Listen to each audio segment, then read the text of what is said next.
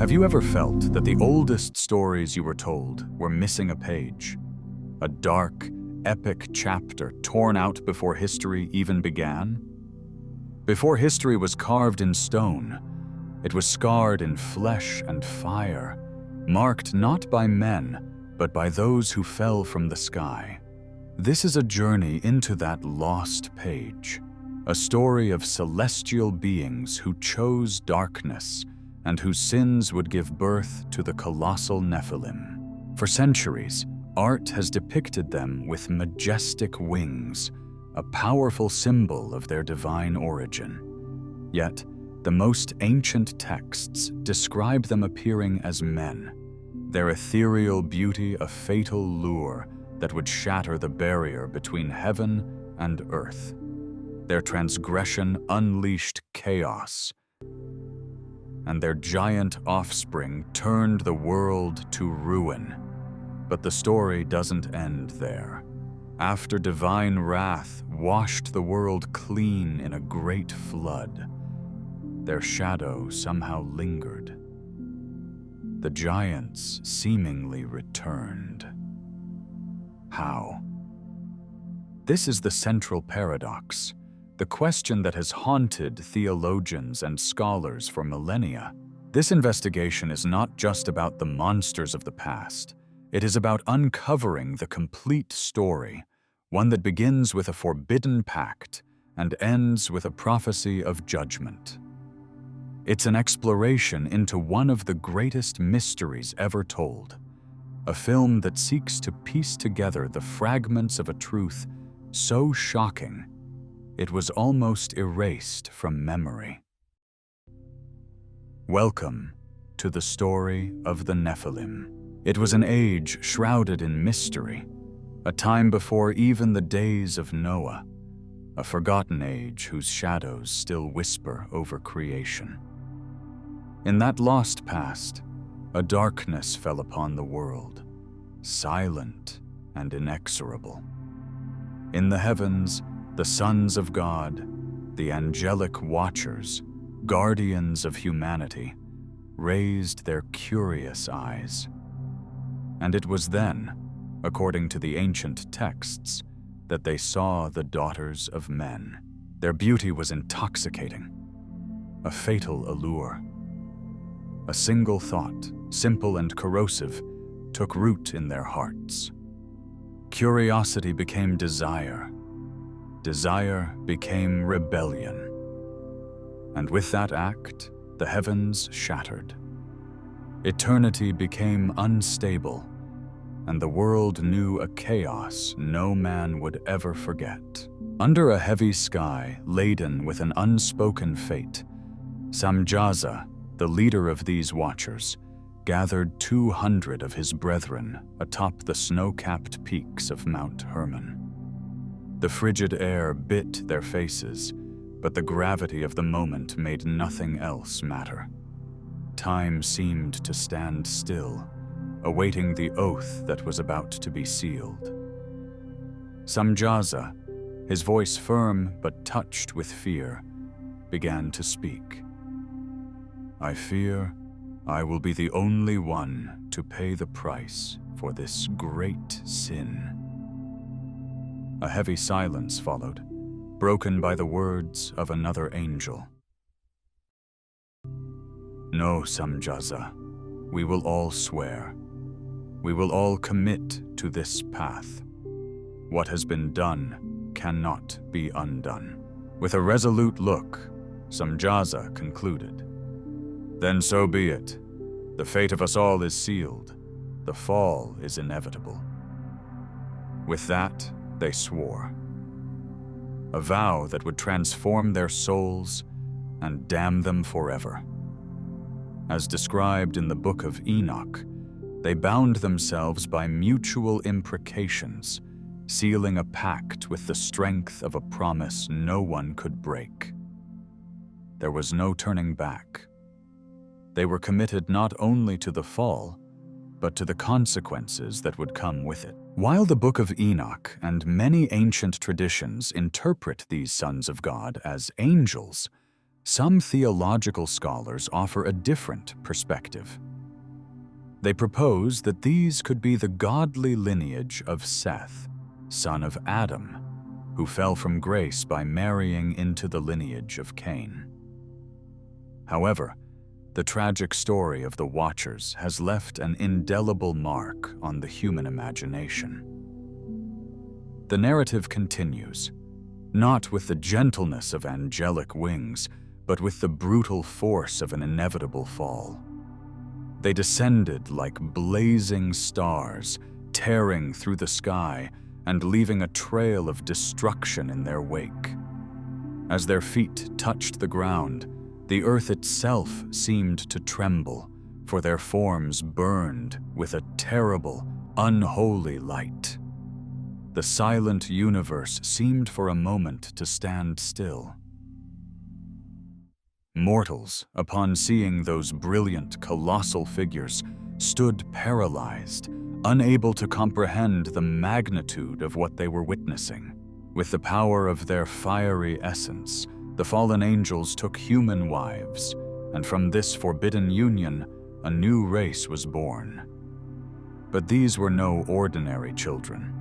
They were not mere mortals. These children were born with an ancient hunger in their eyes and a power that broke the laws of nature. They were the Nephilim. They were not mere brutes. They possessed a terrifying grace, a blend of divine symmetry and mortal flesh, beautiful and monstrous in a single form. Their bodies grew to immense stature, their heights challenging the sun. The ancient scripture of Genesis describes them simply. There were giants on the earth in those days, and also afterward, when the sons of God came in to the daughters of men, and they bore children to them. Those were the mighty men who were of old, men of renown. They became kings and tyrants, gods and monsters. To some they were legendary heroes. To all they were a living nightmare. At first, their hunger was natural. The animals and fruits of the earth were devoured mercilessly. But their appetite grew, becoming an insatiable void. Soon, nothing nature could offer was enough. Their eyes, once filled with a strange innocence, turned toward humanity itself. The hunt began, and with it, the world writhed in agony. Was this memory of giants unique to the Hebrew tradition? The echoes of this story resound across the globe. In ancient Greece, they told tales of the Titans, powerful children of the gods, whose wars shook the heavens. In Mesopotamia, the Epic of Gilgamesh speaks of a hero who was 2/3 God, 1/3 man, a being of incredible strength. It seems to be a shared, ancient memory of humanity, a time when demigods and giants walked among men. But the physical terror of the Nephilim was only one part of the world's decay. The greater corruption was one of knowledge. Their celestial parents, the Watchers, witnesses and architects of this chaos, began to share with humanity the forbidden secrets meant to remain locked in the heavens. The Book of Enoch, chapter 8, provides a chilling catalog of this forbidden curriculum. Azazel, a prince among the fallen, taught men to forge weapons, cutting swords, impenetrable shields, instruments of war that would shape kingdoms of blood. Others brought dark astrology, magic, and spells that distort the soul and bend the will. The arts of seduction, the knowledge of precious stones and dyes, all twisted from their divine purpose into tools of vanity and corruption. Humanity, intoxicated by this new power, sank into a profound darkness. Violence ceased to be a punishment. It became a celebration. Chaos was now law. Even nature groaned under the weight of this sin. Darkened skies hid the sun, and the ailing earth showed signs of a disease as old as the mountains, a rot that stretched from the heart of life to its deepest roots.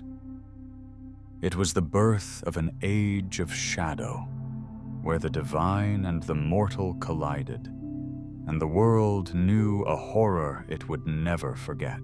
In the abyss of decay, when humanity's hopes seemed to have been extinguished like a candle in the wind, a new sound began to rise. It was not the cry of a single person, but the collective groan of creation itself, the blood of the innocent, spilled by the ravenous Nephilim, had soaked the soil, and the earth itself cried out to the heavens for justice. The four archangels, Michael, Uriel, Raphael, and Gabriel, looked down from their holy sanctuary and saw the rampant bloodshed, the endless violence, and heard the pleas of souls ascending without peace. They carried this report to the Most High.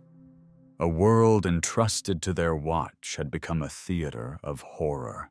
It was in this desperate hour that a divine sign appeared. God, in his infinite wisdom and justice, sent a man. Not just any man, but someone chosen from birth. Someone who walked side by side with the Creator without fear, without hesitation. His name was Enoch. In a land ravaged by the corruption and tyranny of the Nephilim, where the darkness of oppression was absolute, Enoch's voice resounded with the force of thunder in a silent desert. He feared neither the giants who dominated the world nor the fallen angels who, with their forbidden knowledge, corrupted creation. He knew that the Almighty guided him, and with that confidence, he cast his message to the winds. O children of heaven, you who abandoned the glorious home from which you came, you who have defiled yourselves with the daughters of men and created monstrous children, know this: the Most High sees all, and he will come to judge. Enoch's words were a prophecy written in fire, echoing through the mountains and across the barren plains. But only a handful of souls heeded his warning.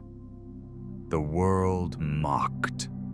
The masses, intoxicated by the power and knowledge the fallen had given them, laughed at the old prophet, blind to the impending storm that loomed like an endless shadow. But as these words reached the ears of the fallen angels, until then invulnerable in their pride, an emotion they had never truly experienced overwhelmed them. It was fear. For the first time, they trembled. They who had fallen through arrogance now approached Enoch, their once radiant forms now somber, gripped by the dread of what was to come. Prophet, intercede for us, they pleaded. Take our petition to the Creator. We beseech his mercy. Enoch, burdened with the responsibility of a divine messenger, agreed. He recorded their petition and brought it before the throne of God. But the time for mercy had run out. Judgment was sealed, and the scales of justice were about to tip irrevocably against the rebels. When Enoch returned, his face was a mask of profound sadness, evidence that the fate of those who had defied heaven was irrevocably sealed. He looked at the fallen angels, now gathered in a state of profound despair. There will be no peace for you, Enoch declared, his voice heavy with the finality of the verdict.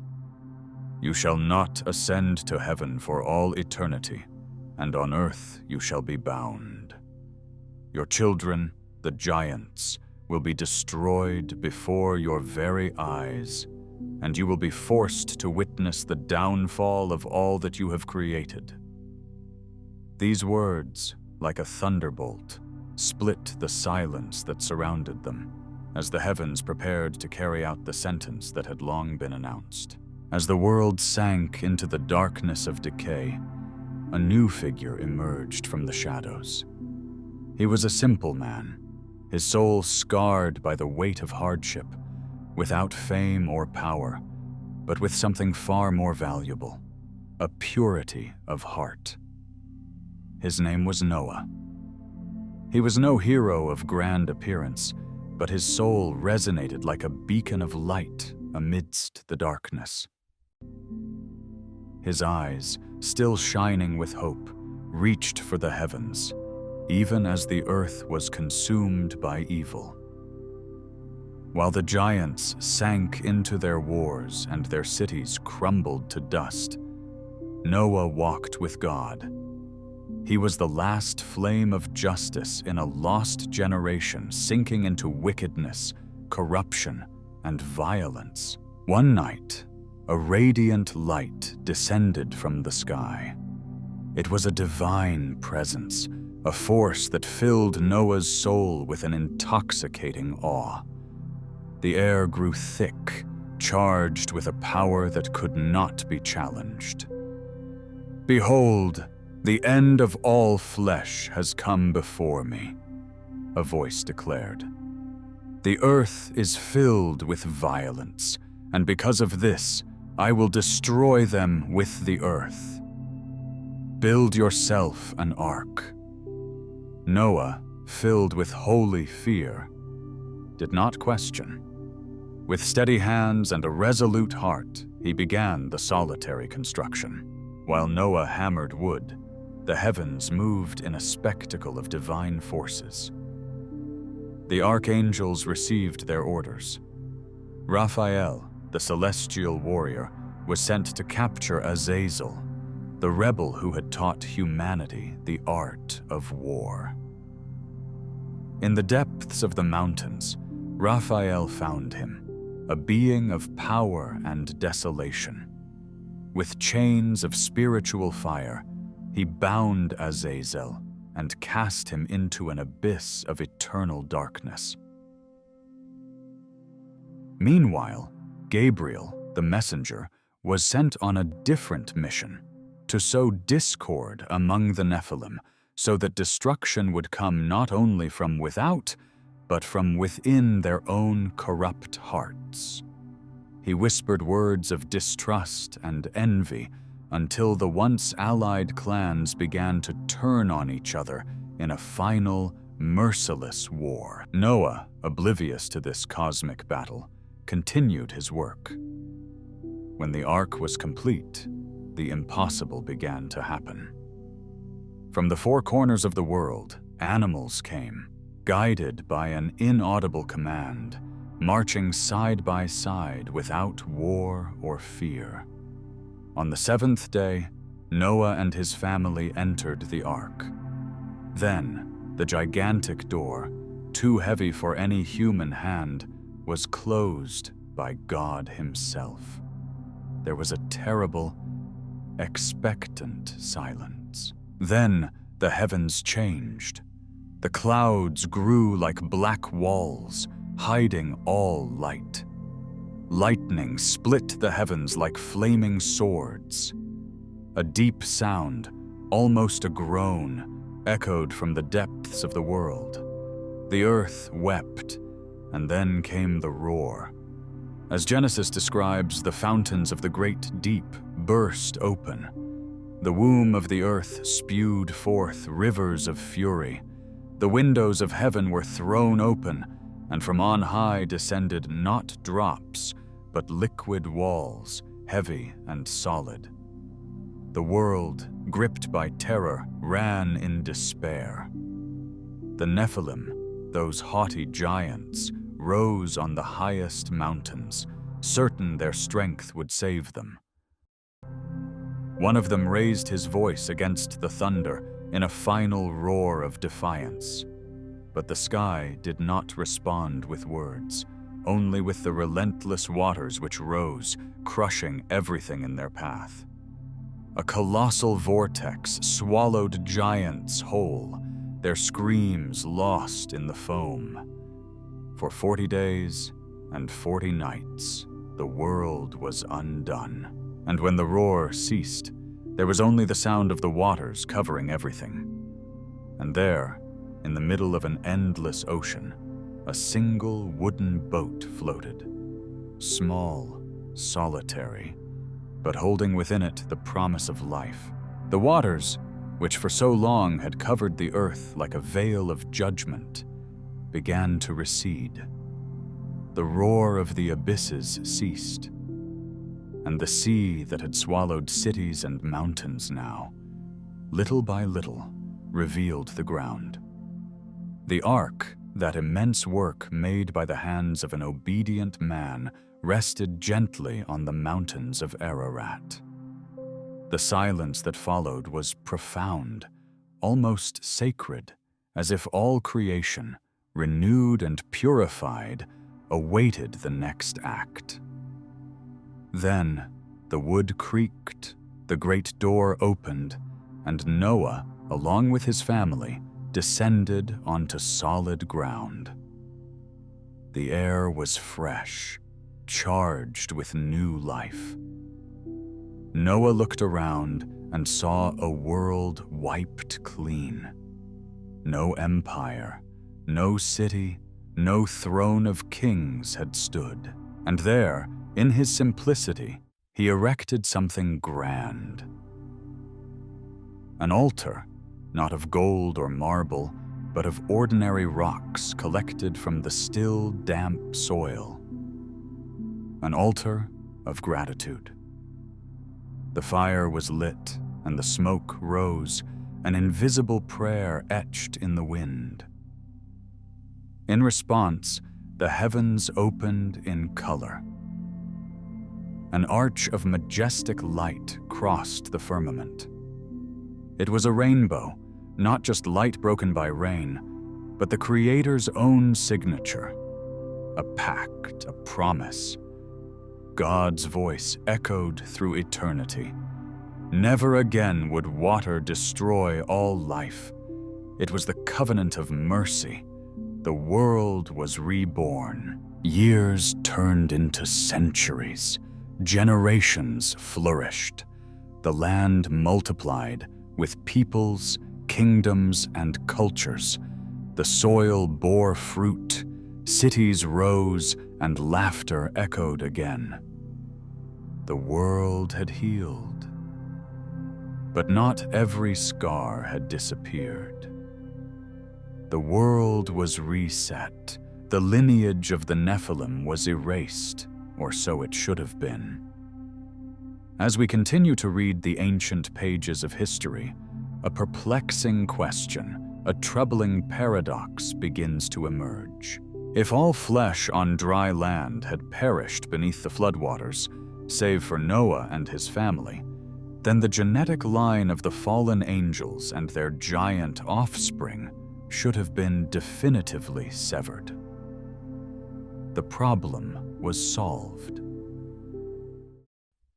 Yet, only a few centuries later, as humanity once again spread across the earth, the texts speak again of giants. Not just large men, but entire tribes of them, described with the same language of terror and awe as the Nephilim of old. If the world was purified, how did the shadow of the giants manage to return? This is the information gap that has left theologians and researchers debating for millennia. How could the giants possibly come back? The answer, it seems, is not a simple one, and the clues are buried deep within the most mysterious parts of the scriptures. This is the very paradox that makes the story of the Nephilim so compelling and controversial. How did the giants reappear in a post-flood world? The biblical texts do not provide a single, explicit answer, but they leave behind intriguing clues that have led to three major theories, each attempting to solve this ancient puzzle. The first theory suggests that history tragically repeated itself. It posits a second incursion of angels. While the Book of Enoch focuses on the 200 who descended under Samjaza, some scholars argue this may not have been an isolated event.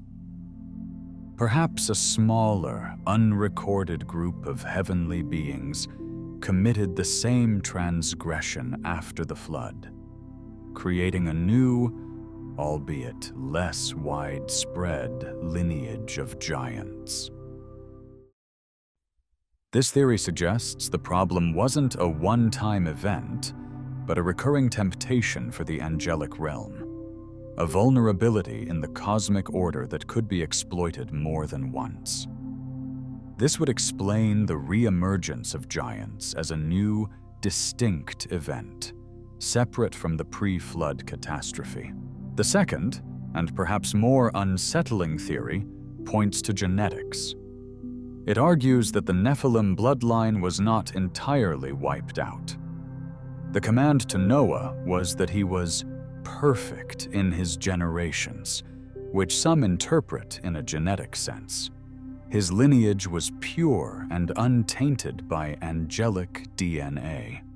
However, the Bible is silent on the genetic purity of the wives of his 3 sons. This theory proposes that the Nephilim gene, a dormant but powerful genetic marker, could have been carried aboard the ark through one of these women. In the generations following the flood, this recessive gene could have re-emerged, causing sporadic instances of gigantism and reviving the dreaded lineage. This would mean the threat was never truly eliminated, only contained, waiting for the right conditions to manifest again. The third theory is more linguistic and metaphorical. It suggests that the terms Nephilim and giants after the flood were not used in a strictly biological sense.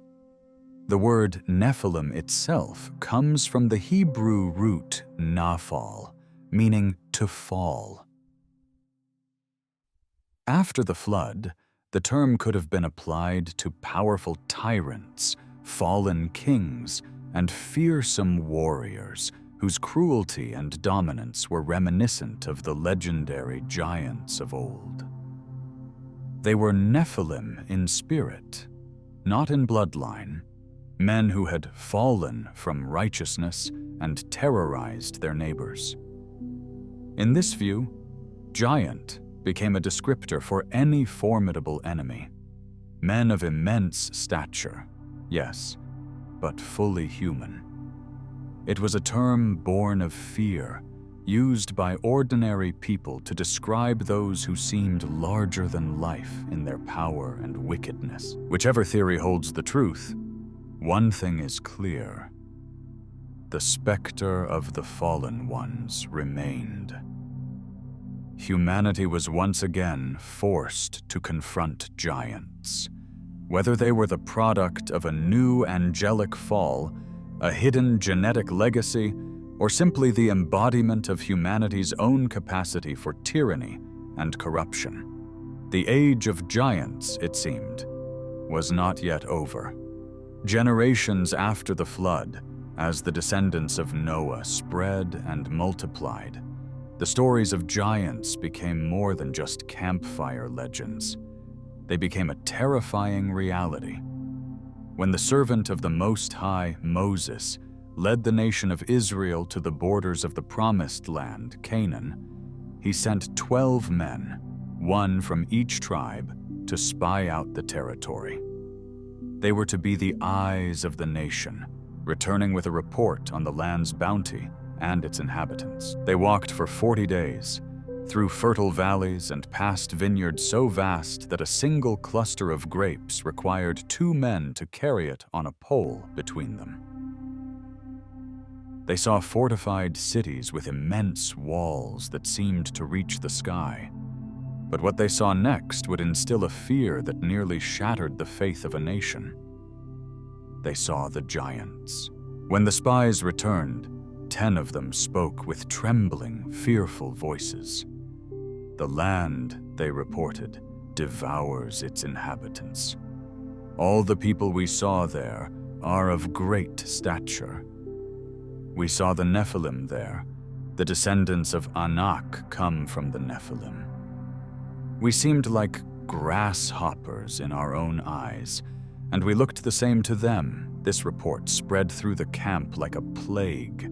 The people wept, and murmurs of despair turned into open rebellion. Their faith wavered. After all they had witnessed, the plagues of Egypt, the parting of the Red Sea, the sheer physical presence of these giants was enough to make them forget the power of their God. But 2 men, Joshua and Caleb, refused to bow to fear. They raised their voices against the terrified crowd, tearing their clothes in anguish. "Do not be afraid of the people of the land," they cried, "because we will devour them. Their protection is gone, but the Lord is with us. Do not be afraid of them." It was a plea of faith against an ocean of fear, and so it was. After that generation perished in the wilderness for their unbelief, the time came for their children to take the land. Under Joshua's command, Israel marched. The cities of the giants rose like fortresses against the sky. But no wall was greater than the arm of the living God. The giants roared, their spears like towers, their cries like thunder. But before the Lord, their strength was nothing but dust. One by one they fell, one by one. Among them was the last of the Rephaite kings, Og of Bashan. The scripture describes his bed, a massive frame of iron, over 13 feet long. This detail was not merely a curiosity. It was a testament to his immense size.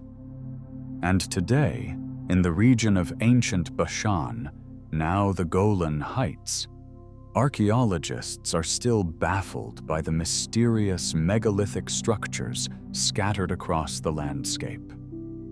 Massive stone dolmens and the enigmatic stone circle of Rujum el-Hiri, built with stones weighing hundreds of tons, stand as silent witnesses to a forgotten age.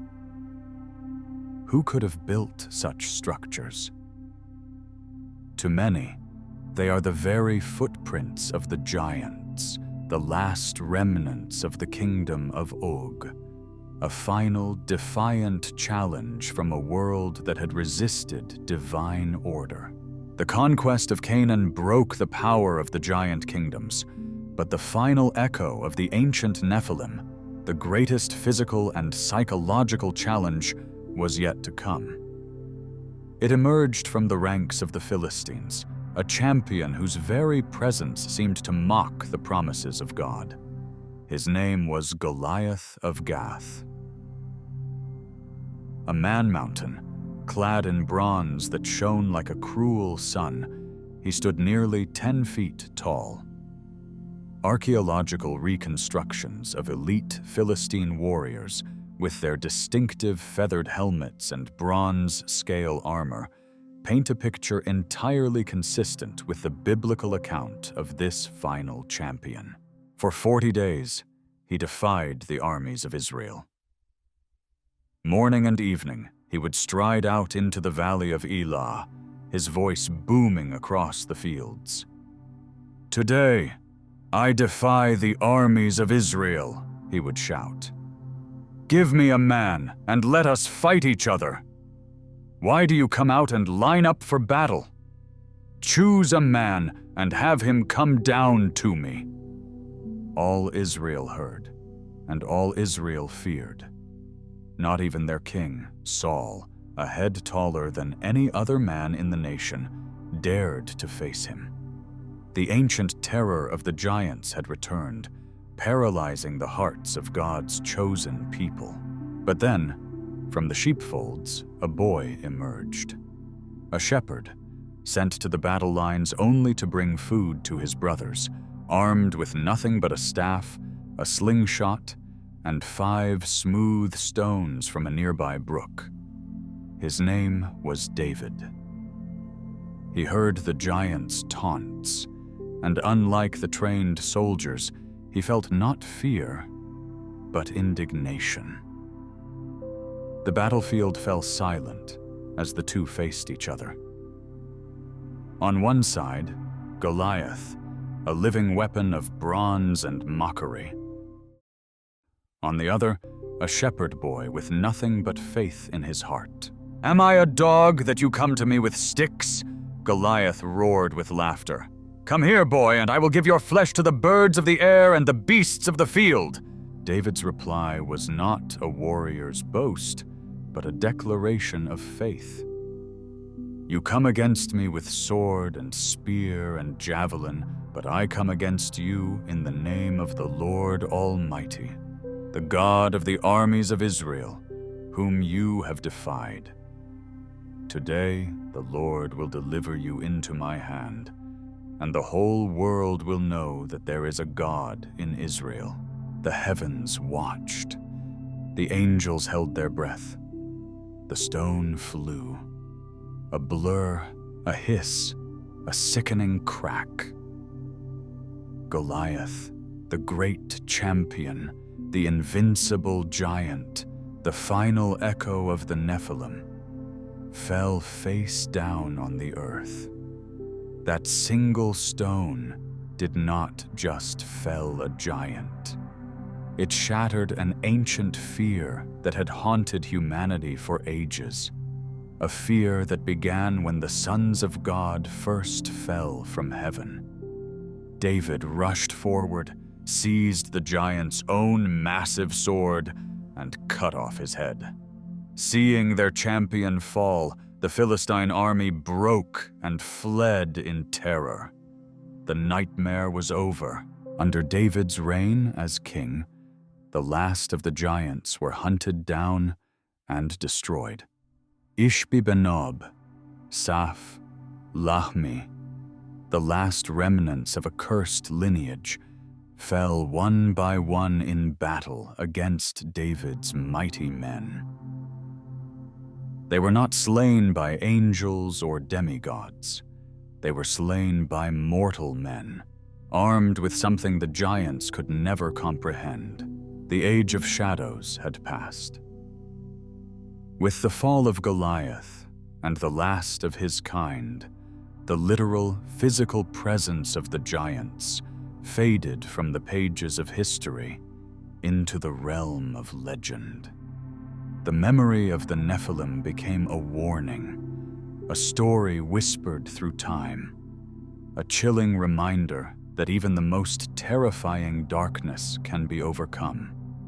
The journey that began with an act of cosmic rebellion on a mountaintop found its resolution with a shepherd boy in a valley.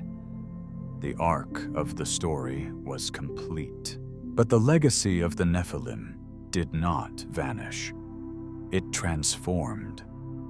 The figure of the giant embedded itself deep within our collective consciousness, evolving from a physical entity into a powerful, universal symbol. It became the archetype for every overwhelming obstacle, every oppressive system, every seemingly insurmountable challenge that stands in the way of righteousness and freedom. And in turn, the story of David, the young shepherd who faced the giant with nothing but a sling and his faith, became the timeless anthem for the underdog. the ultimate inspiration for the small and the weak who dare to stand up against tyranny. In the end, this ancient investigation does more than just ask whether giants once walked the earth. It forces us to look inward.